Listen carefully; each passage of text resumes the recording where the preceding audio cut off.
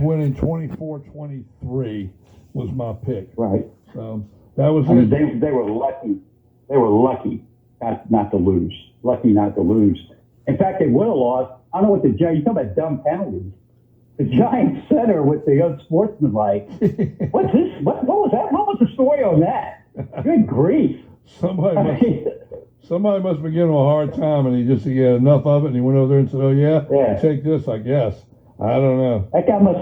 That makes Michael Westbrook look like a Rhodes Scholar. I mean, that's the dumbest freaking penalty I've ever. I mean, that's just ridiculous. You know, Totally. but they would have won that game if he hadn't done that. They win that game because they were driving for the game-winning field goal. We had a couple of those. And the thing is, but our penalties were at least penalties. I mean, there were penalties of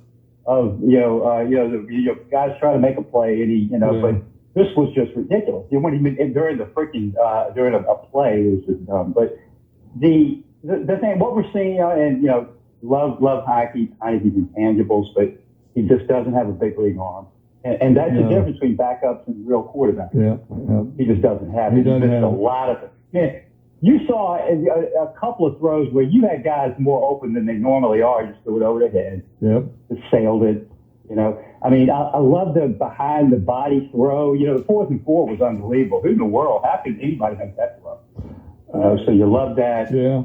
But, he's just, and that's why you go out and get Wentz. That's why you go out and get guys like that. And if Washington had any kind of offensive line, Wentz would probably have, with this defense, Wentz could have Washington at 8-4, 85 or something like that now. And they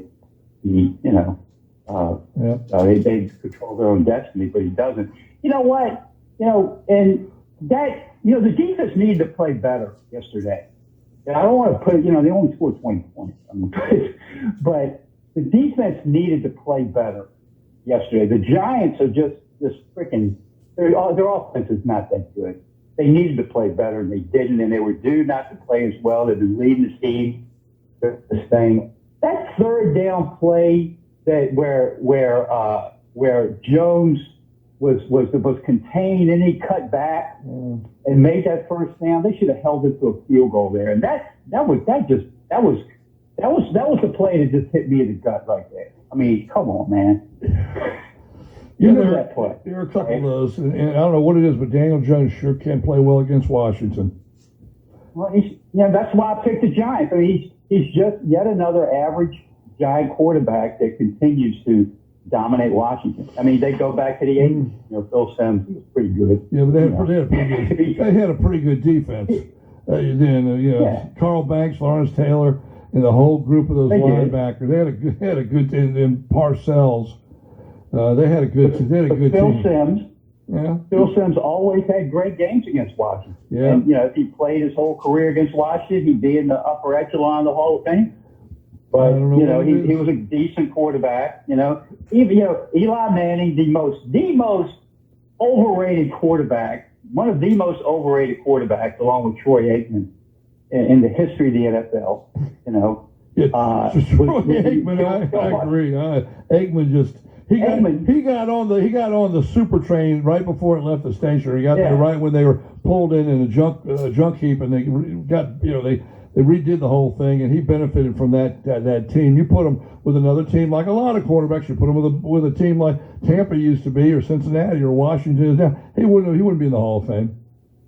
The difference between him, I mean, he was a good player. The difference between him and Vinny Testaverde is Vinny Testaverde came out the year before and went to Tampa, and then he came out the next year and went to Dallas, and Dallas built that powerhouse. It kind of carried him. He's like, he's the quarterback's equivalent, and I'm going to tell you this, he's a quarterback's equivalent of Bill Belichick, who was totally overrated as an NFL head coach, and he continues to prove it year after year after year since Brady left. He should have quit when Brady left. He should have said, "Fine, I'm good. I'm out." Because what he is proving now is what he proved before he got Brady, which is that he is not even he's an average coach. He's a better coach now than he was before he got Brady. Before he got Brady, he was just a bad coach and would have probably been a defensive coordinator in a year or two because he was losing with New England. He's now like an average or sort of fairly halfway above average head coach. Without Brady, this guy would have been a defensive coordinator from 2004 on. You know, Hey. he's just not. I'm sorry, Patriot fans. I'm sorry. Giant fans who still follow Belichick because they think they love him because of the 80s. He had Lawrence Taylor. Let me be the defensive coordinator with Lawrence Taylor on my team. I'm going to make a lot of money. Okay? I'm going to just turn him loose. You know, I'm fine. My team's good. Hey, listen, hey, Max. Belichick. Yeah. We got to get I know you gotta go. we got another caller on before the pause. We got to give him time as well. But hey, listen, we're gonna do one thing. Call back next week and tell me about who's going to win the Washington Giants game and why. Okay? The Giants won. Okay. Okay. Call me back. All right. Bye. All right.